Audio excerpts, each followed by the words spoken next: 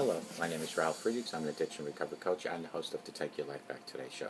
As an addiction recovery coach, I want to share something with you, and let me be crystal clear. Imagine just being buried alive, you're in the coffin, but you're not dead. You don't know how to get out of that coffin. You tried lifting your lid, but the enormous weight upon the lid prevents you from opening the lid. You try banging on the lid to hopefully unsettle the dirt. Maybe somebody might notice and start digging their way down towards you. This is what it's like to find yourself at the lowest point of alcohol and drug addiction. You know you need help, you know you can't do it on your own, but you don't know where to turn. In reality, there are people by your grave. You just don't know that. You just think you're going to die. Usually, though, people don't think about death when they're habitually abusing drugs and alcohol. In order to feed an addiction, you have to be great at repressing the fear of death. I often ask you, my audience, did it ever cross your mind while you were abusing drugs and alcohol that you might just overdose? And then your life is gone. It's like that, gone. And if you don't care about that, how about the people that count and love you most? Count on you and love you most. Mother, father, brother, sister, husband, wife, children, even your little grandchildren. With this, let me leave one last thought. Don't be like the person I just spoke about that waited and waited and waited to seek help until it was too late. Remember, they were in that coffin. It was too late then. Instead, pick up the phone and call me at 844-405-HELP, and I promise I'll help you take your life back. Let's talk about 5 relationship red flags that you never, ever, ever want to ignore. When it comes to our significant other, we often want to explain away or even deny uneasy feelings. But these relationship red flags should never, ever be ignored. Sometimes we get so wrapped up in the excitement of something new, we lose sight of what's best and healthy for our lives and our relationships. This can mean overdoing it with an exercise regimen or even a diet. It can mean missing important details about a new job and can most certainly relate and hurt our relationships. The lure and sparkle of a partnership can blind us to areas of incompatibility or relationship red flags. While personality quirks or bad habits can be overlooked or change over time, there are some red flags that should not be ignored, as they might indicate of more serious, even dangerous concerns. Relationships can make us want to explain away, even deny uneasy feelings, but these red flags should never, ever, ever be ignored. Number 1 red flag would be your partner is quick to become angry, yell, or throw things. Everyone gets angry sometimes. It's the frequency and the severity of the partner's reactions that should act as a guide for your concerns. Expressing anger, even by yelling, can release tension, frustration, and pain if done in a safe manner. But it should not be used as a method of control in any situation. Using anger to instill fear in another is unacceptable behavior in any relationship. Pay attention to the direction your partner's anger is directed. Are you the recipient of the barrage of nasty words? Are you expected to absorb all the negativity, even if you've had nothing to do with the situation at hand? Are you often blamed for your partner's horrible moods? Does your body ever register fear when your partner erupts? If you're answering yes to any of these questions, you may need to take a step back from the situation to observe your partner's patterns. Objectively, witness, look for common triggers and consistent reactions. Bring the issue to light through calm, assertive conversations when you're both in a good mood, and see if the issue can be remedied. If you discover it cannot, removing yourself from the relationship may be the best thing for your mental and your spiritual well-being, as well as your physical safety. Number 2, your partner shows signs of secretive behaviors or excessive lying. Fact, you cannot have a healthy relationship without honesty. This is a non-negotiable component of the strong relationship at hand. If your partner seems as if they are up to no good, they're probably up to no good. If your partner seems to keep your compartmentalized from certain areas of their life, this might be a red flag for dishonesty.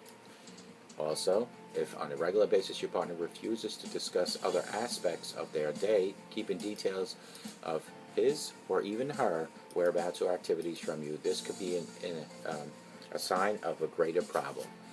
If they are unwilling to share even the most benign details of their life with you, how you How are you going to connect on a more intimate level? Not to mention, what exactly are they hiding from you? Now, there's a difference between being a private person and being secretive.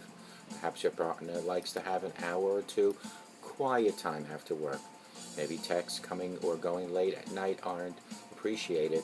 These might be signs of, I don't know, someone who takes their time and doesn't know how to prioritize alone, rather than a person who's living a double life. Note, if your partner's secretive tendencies indicate an irrevocable problem, you may find cutting ties is the best. Find your conscious, like-minded match and try to watch these red flags. Number 3, your partner shows drastic, sudden changes in behavior and or mood. Maybe you found a relationship that worked in all the right ways. The two of you are not compatible, have a strong network of friends, have a great sex life, and genuinely enjoy each other's company. Life and love is good.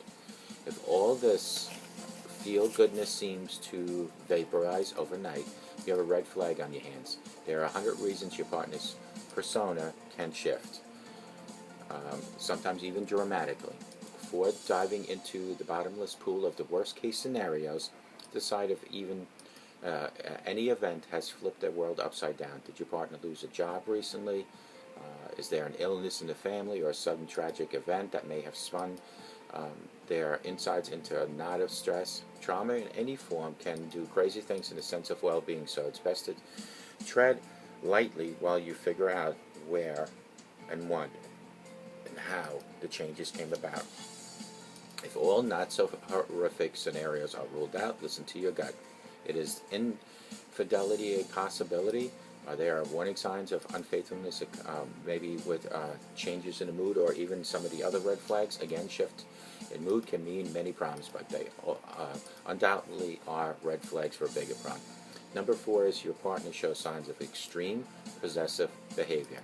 There is a such thing as taking a healthy interest in your partner's life. Whether you live together or not, basic, how are your day, what did you do today, conversations perfectly normal and expected. If your partner's interest in your day-to-day activities seems to be a little too much, it may be a cause of concern. Remember, some of the earliest red flags of an abusive relationships begin with seemingly harmless questions.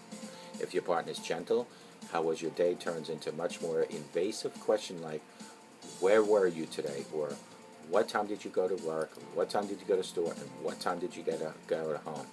This may be signs of a possessive behavior. If these types of interactions are coupled with over-commitment to knowing your whereabouts, they check up on you at work, arrives unannounced to wherever you are, and even makes calls and texts.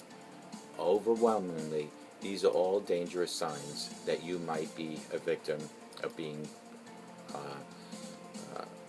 stalked. So this is certainly a red flag. And number 5 is your partner doesn't say, I'm sorry. Well, this name may not seem like a big deal as the previous 4 flags. The inability to say I'm sorry to a partner can have a far-reaching repercussion. If your partner refuses to apologize when he or she has done something wrong, this is a red flag for perception of inequality in a relationship. This inequality can be interpreted in 2 ways. However, your task will be to uncover the why before you can address the issue itself. In the first scenario, an inability to say I'm sorry can be a way for your partner to project dominance or superiority in the relationship. When faced with a problem, your partner will unload responsibility to anyone other than him or herself. They'll talk around the issue instead of addressing it in a direct manner. They storm off to avoid confrontation, only to return later as nothing happened. These are all red flags, my friends, and by accepting this behavior, you send a message that is acceptable, that you don't deserve honesty, that you are not equals in this relationship. And then the second scenario, I speak from experience, are the times when an apology has deep, nasty roots of inaccuracy. Apologies are an admission of guilt, which is essentially saying, I'm not perfect. None of us are perfect. It's true, but to expose yourself in such a way with one you love leaves you in a position to possibly absorb some criticism or rejection. It wasn't until my partner brought my my absent apologies and some of my past relationships to my attention that I even recognized that I had that problem. After many conversations and a whole lot of practice, I've learned to apologize when I'm in the wrong, even if it hurts like hell to do so. It all starts today. These are the 5 red flags. If you have more than one, it's time to take a look at this relationship. Give me a call at 844-405-HELP, and together you and I will help you take your life back. And may God bless you.